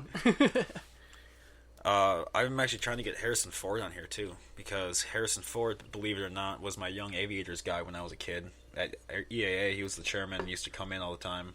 Like Young Eagles? Yep. Or? When I was a young eagle. Nice. Yep. Well, it was interesting. Being a young eagle was very interesting. Yeah. It was super cool. It was at EAA, but like we didn't have the resources that some of the branches did. So like we flew like a real small ultralight plane. Yep. And it like if it was over like 5 knots of wind, it was like, nope, can't fly today. No, yeah. It's like, fuck, God. Well, then you were also in Civil Air Patrol. Yeah, right? I was in Civil Air Patrol. I loved it. How was that? It was dope. Lots of free flying. Yeah. And like the flying you pay for is like, what was it, $40 an hour? Well, yeah, I mean, it's you literally only pay for gas. That's it. Yeah. And I think your gas is discounted because it's through CAP. So it's like, man, if you think aviation's not the option because it's too expensive or anything there's like that, routes, there's so many programs out there. I was broke as a bitch. Still made it. Yeah. You can figure it out. Yeah. Dude, how many? What was it, like 500 or some grants last year went unapplied for, and like no one got it. Yeah. It's like, dude, there's money. Just literally, you might only be the only guy that applies. Just send it. Whatever. Yeah.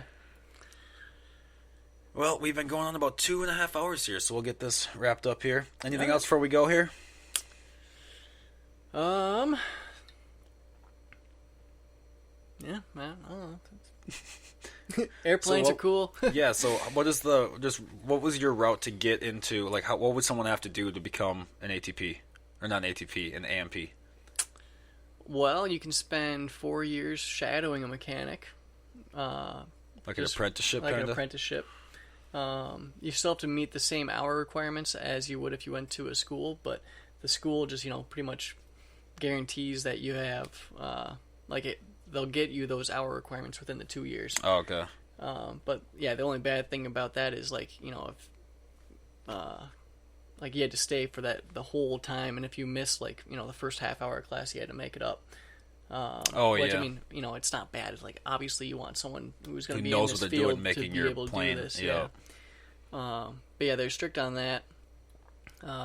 Living in an hour away, I missed a couple mornings, but not mornings. I remember that one day when I woke up to you falling down the staircase. Yeah. Bags everywhere, books, like, oh shit. Had like a 30-pound backpack and your 30-pound bag. Your flight gear, your maintenance gear, and your regular backpack. Yep. And then, like, food and something just falling down the staircase, like 5 a.m. New socks, so slippery. Don't know how that happens, but yeah. Oh god, it was one of the funniest things in my life. I thought it was hilarious. Wake up like, what's going on? It's like you're still mid fall down the staircase while I'm waking up. Yeah. We had a steep ass staircase. Yeah. The staircase was so steep, and the stairs were like that thin. Anyway, or what else, how many schools are there any school, like every technical school mostly does this stuff, or how many tech schools do this? So there's 3 in Minnesota, maybe 2. But yeah, I mean, some of them are sponsored by Cirrus or. Oh, okay. Well, there's one down in the cities that's sponsored by Delta, so it's kind of like you do this program, and they give you ins and outs of some of the big jets that Delta flies, and then it's pretty much streamlined to get you a job right at Delta. I mean, yeah, they're all over the place. I do know that the large UAS technician program is pretty exclusive. There's only 2 in the nation right now. Excuse me. One in Florida, I believe, and the other one's in northern at Minnesota. Liberty.